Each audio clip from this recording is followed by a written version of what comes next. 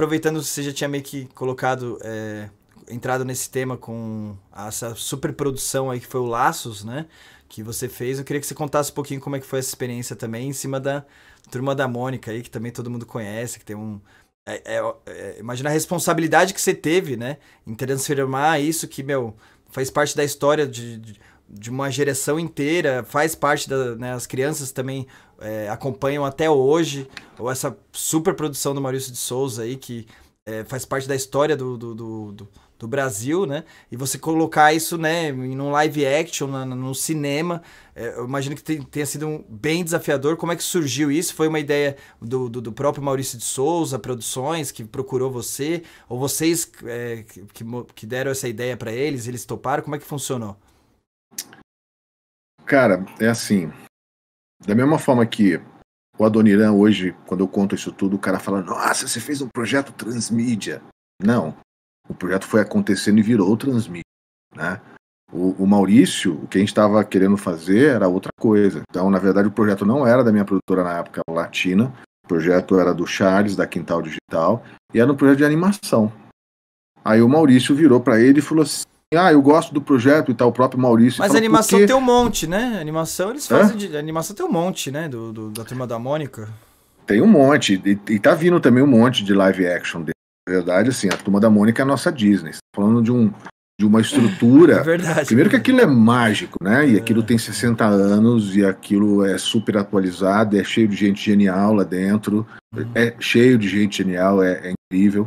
E aí eu vou te dizer assim, de quem viu lá e conviveu, a palavra final do Maurício, o cara trabalha todo dia. Quando ele fala para alguma coisa, para mudar alguma coisa, você pode ter certeza que vai ficar melhor. É incrível. Caso, por sorte eu já tive um pouquinho dessa experiência, né? Já prestei serviço também na parte de tecnologia lá, né? Já conversei bastante com o pessoal da área de TI do Maurício Souza Produções.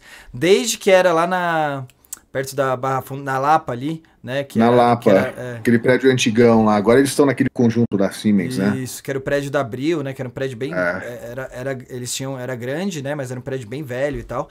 E aí agora eles mudaram, estão na Barra Funda, lá numa estrutura sensacional, que aí eles fizeram, né, um parquinho lá interno, que as crianças vão lá, tem meio que um museu da Turma da Mônica. E aí o pessoal... É incrível, é até legal a gente compartilhar isso, né, Cássio? Você que já deve ter ido lá bastante vezes, que tem excursão para ir lá visitar... E o pessoal tá lá trabalhando, tá desenhando, né, os gibis e etc. E aí nisso tá tendo a excursão de crianças, né, passando no meio dos corredores, mostrando as linhas de produção lá dos gibis. Imagina a energia pro cara que tá desenhando pra criança e as crianças passando, dando risada. Putz, o clima do lugar é sensacional. Eu já vi o Maurício de Souza passando lá, nunca tive a oportunidade de conversar diretamente com ele, mas já conversei com a Mônica, inclusive, que é a filha dele que trabalha com ele lá também, né? Conheci ela pessoalmente, é uma emoção gigantesca falar, nossa, eu conheci a Mônica de verdade, né? Que foi a inspiração. Meu, é realmente incrível, os caras são muito legais. Não, são bem legais. Eu conheci a Mônica, a Magali, conheci um monte de personagem lá já. Imagina. E o legal desse tour com as crianças é que quase sempre você vai ver o Maurício. Porque o final do tour, a sala dele é lá em cima. E quando ele vê a criançada, ele não resiste e desce. Então quase sempre você encontra o Maurício quando ele tá lá. Bem bacana. Mas então, eu já vi ele brincando com as crianças já do tour. Muito legal. Ele é carinhoso, né, cara? Atencioso. E não cansa, né? Porque imagina, tipo, assim, pra gente que tá vendo lá, que bonitinho de criança. Mas ele é todo dia e o cara continua atencioso, né? É muito fácil você ver ele brincando com as crianças. Realmente o cara ama o que ele faz, ama a criança, que é o público-alvo dele, sempre foi, né? E aí, quando veio essa proposta com o Charles de fazer com abertura de câmera, ele procurou a gente, éramos amigos, nós somos amigos, somos sócios em projetos, e falou, gente, quando era animação eu fazia sozinho, porque essa é a minha área, agora é live, então... Mas a live foi ideia do Maurício? Do Maurício. Olha só. O Maurício que quis uma live. E assim, e não é que eles têm falta de empresas querendo produzir, não, todo mundo quer produzir na Mônica. Todo mundo quer fazer, ou animação, ou show, ou filme, ou live. Primeiro porque eles têm muita história, né? Então, assim, você não precisa inventar nada, você vai adaptar, porque tem quilos e quilos de história lá. E depois que eles têm muito fã. Muita gente aprendeu a ler com os gibis da Mônica. Então, quando você fala de Turma da Mônica, você está falando com crianças, você está falando com pessoas de 60 anos, 70 anos, é muito louco, né? Atinge todos os públicos. Eu acho que hoje eles devem ter uns 400 milhões de views por mês nas tudo muito mega. O YouTube, né, deles bomba hoje, né? Eles se reinventaram, eles lançaram a Turma da Mônica Jovem, né? Até, né, eu quero ver o live action da Turma da Mônica Jovem, vai ser legal pra caramba também. Vai ser legal pra caramba. Bom, aí o que aconteceu? A gente abraçou o projeto, vamos fazer, orçamos, virou uma coprodução da Latina com a Quintal. E aí fomos pro desafio de captar, um projeto muito grande, a gente tinha que captar 9 milhões no total, entre todas as leis. Nossa. Então não era fácil, e aí tinha que montar uma equipe também que não era fácil, tinha que fazer uma super pré-produção para achar quem seria pela primeira vez no cinema, a Mônica, Capitão, Ceplinha, ali, quem seriam essas crianças, né? E foi um desafio gigante, a gente dividiu em times, e o meu time, como você deve ter percebido, eu fiquei com o comercial.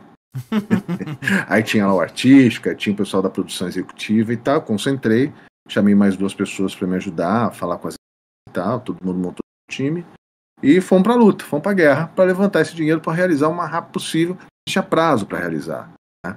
Aí eu dei uma sorte gigante, um amigo meu me apresentou, o Fracaroli da Paris Filmes, que é a maior distribuidora brasileira, porque depois também não adianta você ter um super filme se você consegue exibir, né? E o cara do cinema, ele tá um pouco engessado, quer exibir o Vingadores, né, de uma Major, ele tem que pegar um pacote da Major, abrir para um filme independente nacional, assim, não é tão fácil você conseguir ir para o cinema.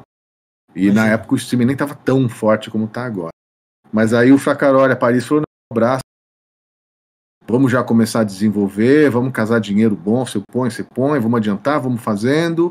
E aí com a Paris a gente melhorou nossa pontuação para pegar fundo setorial, que foi fundamental o dinheiro do fundo setorial da Ancine para poder produzir.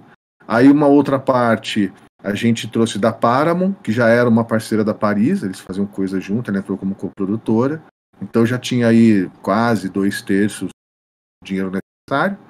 Aí entrou via lei estadual do ICMS ReHap e ReHap Baby Kids e Pets, que é essa rede de Pet Center, né? Uhum. E aí já tinha esses contratos, então já começou a ficar melhor, e aí foram entrando empresas. A maior parte das empresas não eram licenciadas da Maurício, né? Então a gente teve Suzano, a BIC, a Asus, gente, aquela Múltiplos, foi chegando. Gente. Então, mas isso daí entra também nas leis de incentivo ou não? Aí teve empresa privada que simplesmente investiu direto ali e tal. Teve as empresas privadas que investiram, que emprestaram dinheiro, mas assim, para entrar e bancar, não. Foi 100% com lei de incentivo. Entendi, né? Entendi. E com investimento, porque tem alguns investimentos como o fundo setorial, que ele põe o dinheiro e depois ele fica sócio e recebe o dinheiro de volta, né? Uhum. Às vezes muito mais do que ele investiu. Sim. Existe isso, né? Da bilheteria, etc. Só que o problema é que os dinheiros não entram ao mesmo tempo. E quando você starta uma produção, parar custa caro. Então a gente tem uma fase da produção, que a gente chama que é a primeira fase, que é Quintal e Latina. E depois a gente tem a segunda fase, que uma hora que a gente não aguento mais, não conseguimos fazer. Aí veio uma outra produtora, ainda com mais experiência na área de entretenimento que a gente, com mais volume, que é a Biônica Filmes, que falou, não, vamos junto, entrou, eles pegaram a parte da executiva, que a gente estava cambaleando, conseguiram azeitar os números, fizeram aporte também no filme, deram uma estrutura que a gente precisava, a equipe principal já tinha sido definida, né? Inclusive o diretor, que é o Daniel Rezende, que é brilhante, foi ele que procurou a gente para poder, com a proposta de entrar no filme. Na época a gente estava até procurando um diretor de fora para poder fazer o filme. Aí ele que procurou, bom, enfim, equipe montada e tal. A gente já tinha gasto uma fortuna para achar esses 4 personagens, para você ter uma ideia.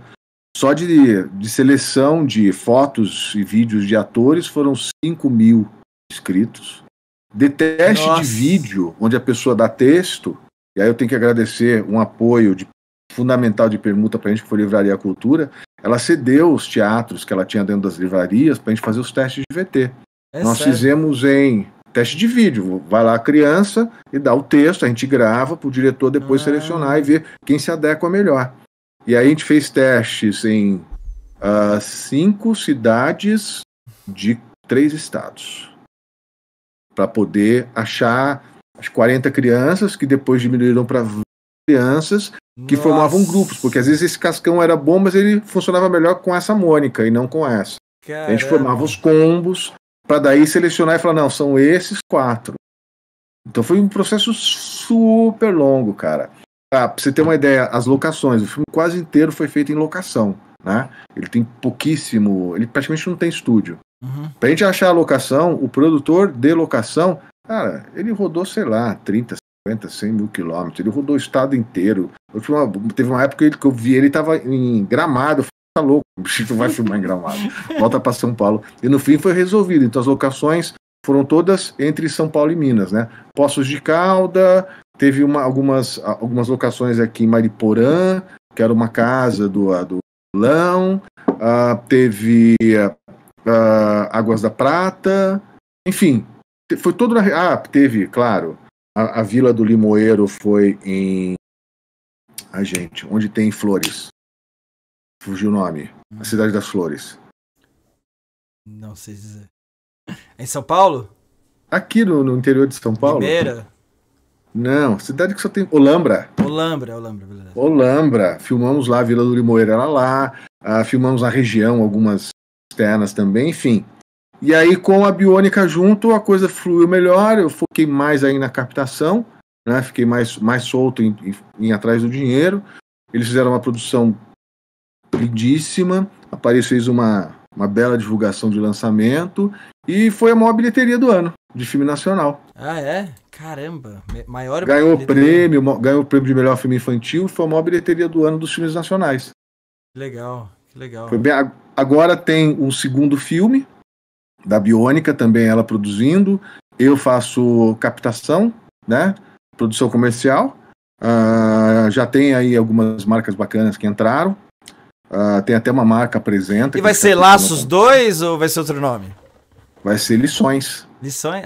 Combina, né? Que legal. Tipo, é bem mais... Uma evolução do Laços. É, bem mais emotivo e tá super lindo, vai ser lançado, se tudo der certo, acredito, né, se a pandemia deixar ainda esse ano, não posso dizer data, mas enfim, tá super bacana, cara, tá rolando, vem mais aí, Maurício, pela frente.